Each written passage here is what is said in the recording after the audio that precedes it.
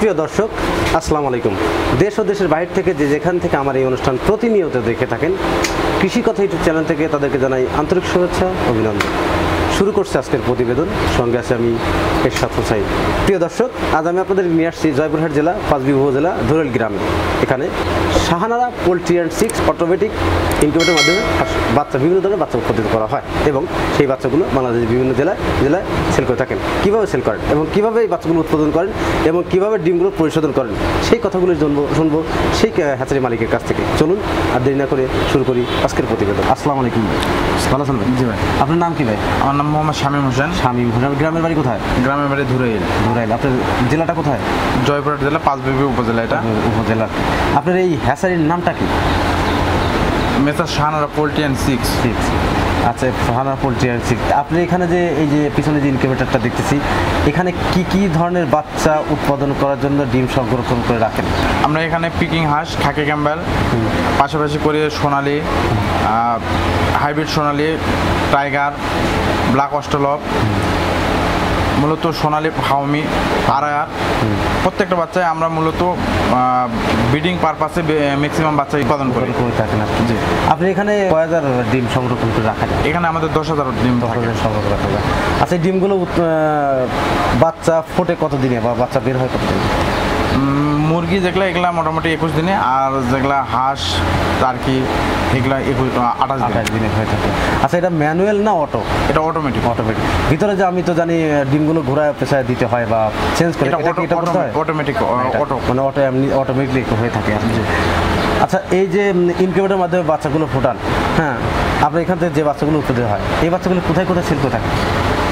আমরা মূলত জয়পুরহাট, আপনার শুনে থাকবেন যে জয়পুরহাট একটা হচ্ছে পোলট্রি অধ্যুষিত এলাকা। আমরা এই জয়পুরহাটের বাইরে আমরা অনলাইন মার্কেটের মাধ্যমে গোটা বাংলাদেশ আমরা নিজস্ব পরিবহন সেক্টরের মাধ্যমে আমরা এই বাচ্চাগুলো দেশের বিভিন্ন জায়গাতে আমরা অনলাইন মার্কেটিং করে থাকি। একমাত্র আমরাই শাহানারা পোলট্রি, মানে আমার প্রতিষ্ঠান শাহানারা পোলট্রি অ্যান্ড সিক্স গোটা বাংলাদেশ ডেলিভারি সাপ্লাই দিয়ে আসছে। আচ্ছা, আপনারা যখন ডিমটা সংরক্ষণ করেন কোথা থেকে বা কিভাবে? আমরা এখানে যে ডিমগুলো সংগ্রহ করি, ম্যাক্সিমাম ডিম আমাদের নিজস্ব ডিম, আপনাদের নিজস্ব প্যারেন্টস থেকে আমরা উৎপাদন করি। 10,000 ডিম মানে তো অনেক ডিম। আপনার প্যারেন্টস রাখা আছে কতগুলো?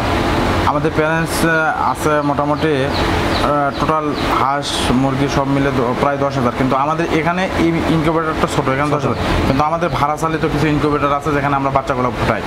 ওটা আমাদের নিজস্ব না, ওটা আমরা ভাড়া চালিত কিছু। এটা ছাড়াও ভাড়া চালিত ইনকিউবেটর আছে। প্রিয় দর্শক, আমাদের ভাই বললেন যে হ্যাচারি মালিক, তিনি বললেন যে হাঁসের বাচ্চা বা মুরগির বাচ্চা উৎপাদনের ক্ষেত্রে বিভিন্ন পদক্ষেপ গ্রহণ করে থাকেন এবং ডিমগুলো সংগ্রহ করেন নিজস্ব প্যারেন্টস থেকে। 10,000 ডিম দিয়ে থাকেন, এখান থেকে যে বাচ্চা উৎপাদন সেটাতে তার হয় না, পাশাপাশি তাই ভাড়ায় চালিত কিছু ইনকিউবেটর, সেখান থেকে তিনি বাচ্চা ফোটান এবং সেই বাচ্চাগুলো সংরক্ষণ করার পরে এবং তার নিজস্ব পরিবেশের মাধ্যমে বিভিন্ন বাংলাদেশের 64 জেলায় বিভিন্ন জায়গায় বাচ্চাগুলো সেল করে থাকেন নিজস্ব ফার্ম থেকে। এবং 100% ফ্যাটালিটি যে সম্পূর্ণ ডিমগুলো সেগুলো আমরা শুধুমাত্র এ গ্রেড কোয়ালিটি যেগুলো সেগুলো আমরা হ্যাচিং করি, বাকি ডিমগুলো আমরা রিজেক্ট করে বাজারে দিয়ে দিই। এটা তো আপনার নিজস্ব ফার্মে থেকে ডিমগুলো সংগ্রহ করেন। যখন সংগ্রহ করেন ডিমগুলো তো অনেক ময়লা থাকে বা এটা জীবাণুনাশক থাকে, সেক্ষেত্রে আপনারা কি পদক্ষেপ গ্রহণ করে থাকেন? আমরা সেক্ষেত্রে মোটামুটি এই ডিমগুলোকে পরিষ্কার করি। আর মূলত আমাদের খামারে যে ছেলেপেলে আছে এরা অত্যন্ত দক্ষতার সাথে কাজ করে যাচ্ছে। আমি বলতে চাচ্ছি, ডিমটা যখন ময়লা, সেই ময়লাগুলো ওই অবস্থায় ইনকিউবেটরের মধ্যে না পরিষ্কার করতে হয়? না, আমরা ওই ডিমগুলোকে পরিষ্কার করি জীবাণুনাশক দিয়ে। তারপরে আমরা ডিমগুলো জীবাণুনাশক কি দিয়ে আপনারা পরিষ্কার করে থাকেন? আমরা মূলত টিমসনটাকে বেশি ইউজ করি। টিমসনটা এটা পানির সাথে মিশিয়ে যে ডিমগুলো ময়লা আছে নেট দিয়ে হালকা করে ঘষা দিয়ে উঠায় দেন।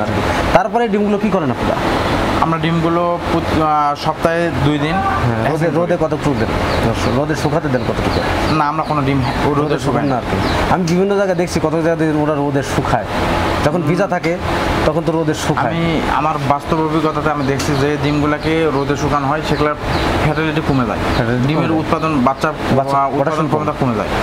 আর আমাদের আল্লাহর রহমতে 95-93% আমরা বাচ্চা পাই। বাচ্চা উৎপাদন এটা আল্লাহর রহমতে অনেক ভালো বাচ্চা। আপনি তখন প্রথম পর্যায়ে ডিমগুলো সংগ্রহ করার পর এবং সেই ডিমগুলো পরিষ্কার করার পরে কতক্ষণ পরে ইনকিউবেটরের মধ্যে দেন আপনারা?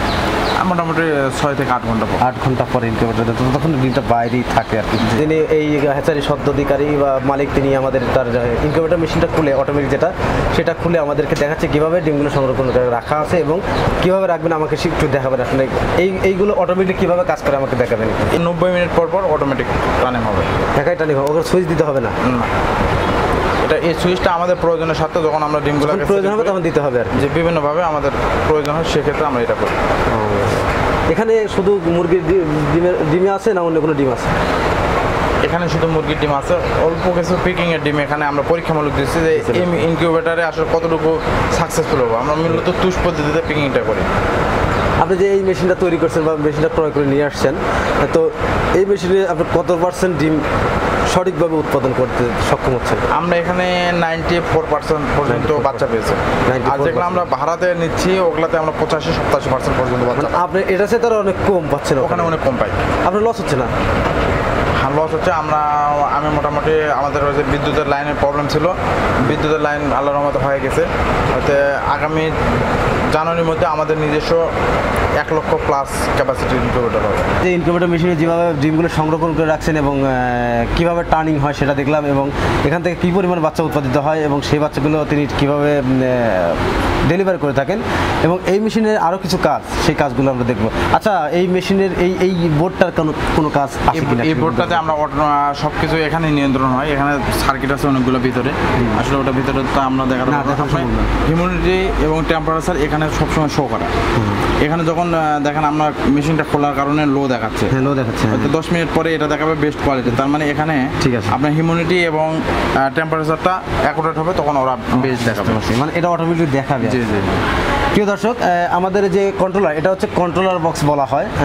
সমস্ত কিছু কন্ট্রোল করে এখান থেকে। এটা হচ্ছে কন্ট্রোলার বক্স। এখান থেকে টোটালি যে সমস্যায় হয়ে থাকে ভিতরের মধ্যে, তা এখানে প্রকাশ করে থাকে এই কন্ট্রোলার বক্সের মধ্যে। এটা সবচেয়ে বড় সুবিধা যে এই আমাকে প্রতি 40 মিনিট পর পর একটা SMS দেয় যে এর মেশিনের হিউমিডিটি কত আছে, টেম্পারেচার কত আছে। আমি যে কোনো ফল্ট পড়লে পরে আমি বুঝতে পারবো।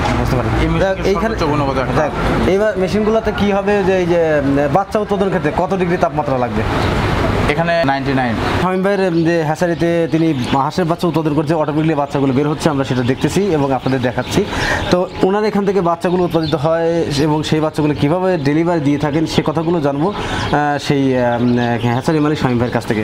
তো প্রিয় দর্শক, শুধু হাঁসের বাচ্চাই নয়, পাশাপাশি মুরগির বাচ্চাও কিন্তু আছে। এখানে মুরগির বাচ্চা উৎপাদিত হচ্ছে এবং মুরগির বাচ্চাগুলো অলরেডি বের হয়ে গেছে, আমরা সেটা দেখতেছি। একটু বলে রাখি ভাই, এটা হচ্ছে মিশরিয়ান ফার্মিং, যেটা বাংলাদেশের মধ্যে আমরাই প্রথম। এটা মূল বিট যেটাকে বলা হয়, কিছু কিছু ক্ষেত্রে গভর্নমেন্টও করে, গভর্নমেন্টেরটা বয়স হয়ে গেছে। আমাদের এটা হচ্ছে মিশরিয়ান ফার্মিং, সেই বাচ্চা যেটাকে আমরা পিওর ফার্মিং বলতে বোঝাই, বুঝতে পারছি, সেই লাল ফার্মিং। আর এখানে আমরা তো বললাম যে হাঁসের বাচ্চাটা আমাদের কি প্রোডাকশন হয় সেটা দেখার জন্য দিছি। কেবল বাচ্চা বের হওয়া শুরু করছে, এখন আসলে কতটুকু বের হবে এখনো আমি ওইভাবে বলতে পারতেছি না, তবে অল্প কিছু বাচ্চা বের হয়েছে অলরেডি।